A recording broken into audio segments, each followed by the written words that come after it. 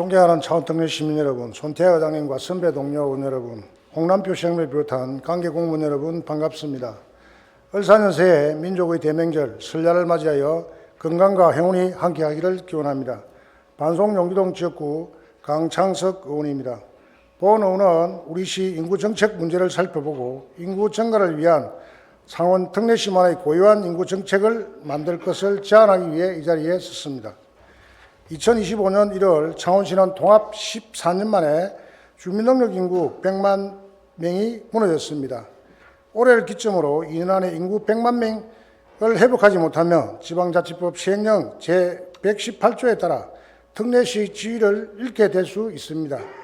물론 특례시 지위 부여할 때 외국인 수를 더해 판단하지만 지금 추세라면 외국인 포함 인구도 2027년쯤엔 100만 명 아래로 줄어들 가능성이 매우 높습니다. 그동안 창원시는 2017년 7월 기획 담당관실 지역인구정책팀 신설, 2022년 1월 인구청년 담당관실 신설, 2022년 10월 정책기획관실에 인구정책팀을 개편, 그리고 2023년 7월 인구정책 담당관을 신설하였습니다.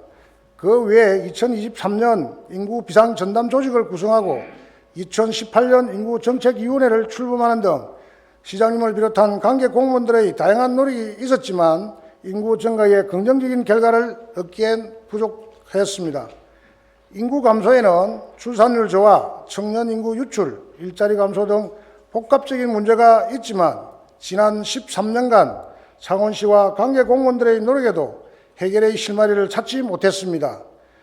특례시 지위 유지를 위해 지방자치 개정 등을 행정안전부에 요구하고 있지만 법령 개정을 한다고 하더라도 지속적인 인구 감소를 막지 못하며 근본적인 문제를 해결할 수 없습니다.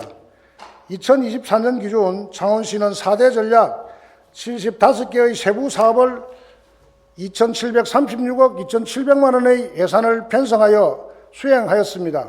하지만 인구 유입의 중요한 정책으로 평가받는 청년과 출산, 유아 관련 사업의 경우 창원시가 최초이거나 단독으로 시행 중인 사업은 4% 내로 전체 66개 사업의 96%가 타 지자체에서 시행 혹은 시행했던 사업입니다. 물론 타 지자체에서 시행 중인 사업의 장점을 창원시 인구 특성에 맞게 시행한다면 인구 유입을 촉진하고 인구 증가에 필요한 환경을 조성하는 데 분명 도움은 될 것입니다.